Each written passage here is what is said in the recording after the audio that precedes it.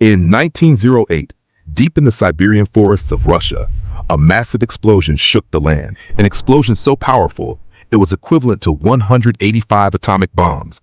In a single instant, 80 million trees were flattened, and nearly 500,000 acres of forest were reduced to ash. But when scientists finally reached the site, they found no crater.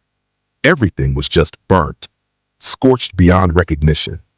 Because this explosion happened near the Tunguska River, it was later named the Tunguska event. Eyewitnesses reported seeing a fireball blazing across the sky at exactly 7:15 in the morning on June 30th, 1908.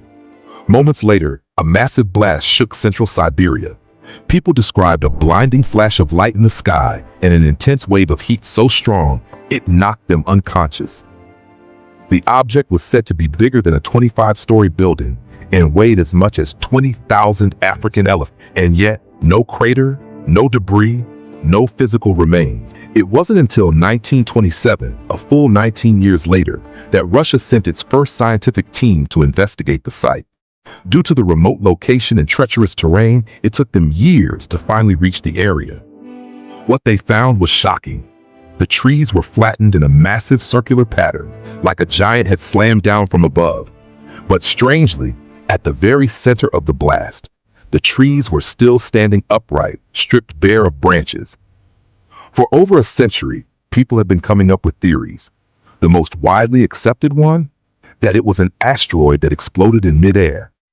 Another theory says it was an ice comet that completely vaporized before hitting the ground. Some even claim it might have been a Russian atomic experiment. Whatever it was, one thing is clear.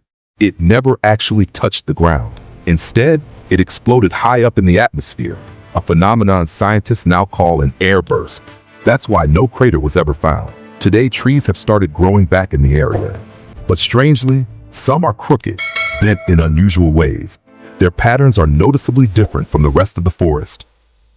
What really happened that day in Tunguska? The mystery remains.